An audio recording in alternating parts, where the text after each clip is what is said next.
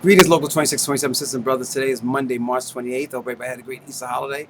Anyway, let me give you a couple quick updates. The first one is Governor Cuomo has decided to give the $1.6 billion. And of course, $485 million of that goes to CUNY, directly to CUNY. Now, the governor is trying to give, and I have to laugh about this, he's trying to make it sound as if he was just messing with us. He was going to give the money the whole time. But I think the pressure from demonstrations and the pressure from our elected officials to him has made him see the light. So I expect to hear from CUNY in the next week or so for the next session that we sit down at the table, which is a good thing. The next thing is the DCAS. You know, I had a meeting with the DCAS commissioner on Friday.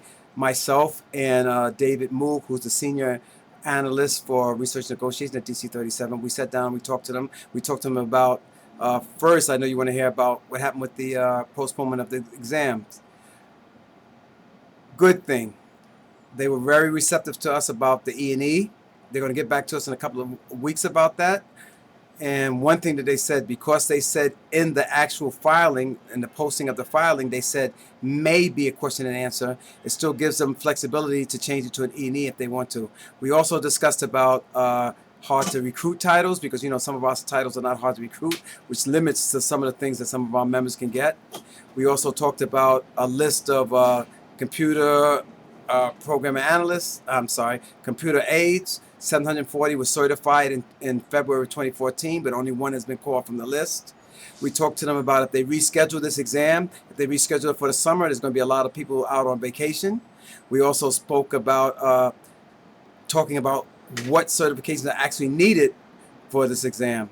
So there's a few areas that we covered, but I have to compliment the commissioner, unless the commissioner was BSing me.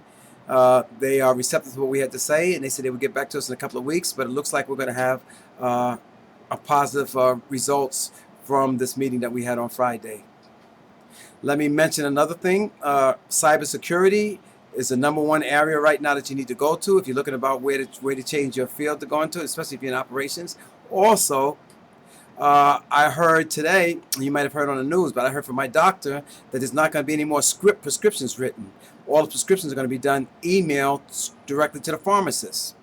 And for this last year, anything that's done has to be written in legible language so that everybody understands what's actually written on a prescription. So this is a good thing. Now, I mentioned before that hospitals, anything that has to do with medical is the way to go, and you connect it with IT. So medical and IT is the way to go, because with the Affordable Act, or better known as Obamacare, the way we do business with the medical system has completely changed. So if you're looking for a place to go, you may want to get medical, use your IT skills and go medical.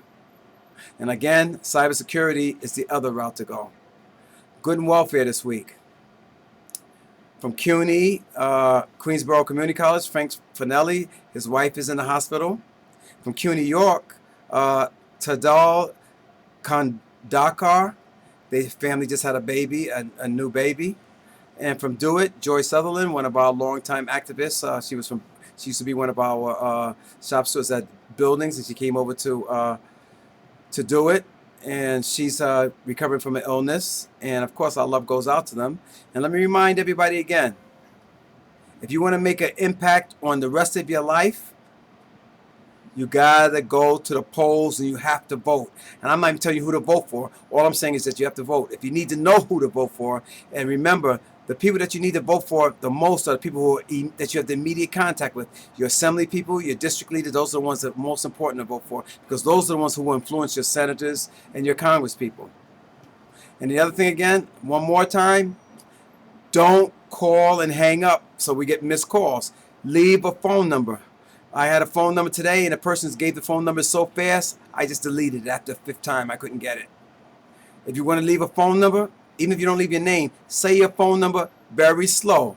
I'll give you an example in case you don't understand what my perception of slow is.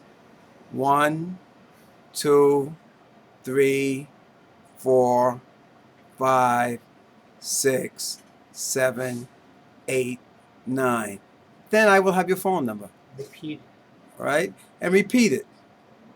In solidarity until I speak to you next week, Robert Ajay. Have a good one.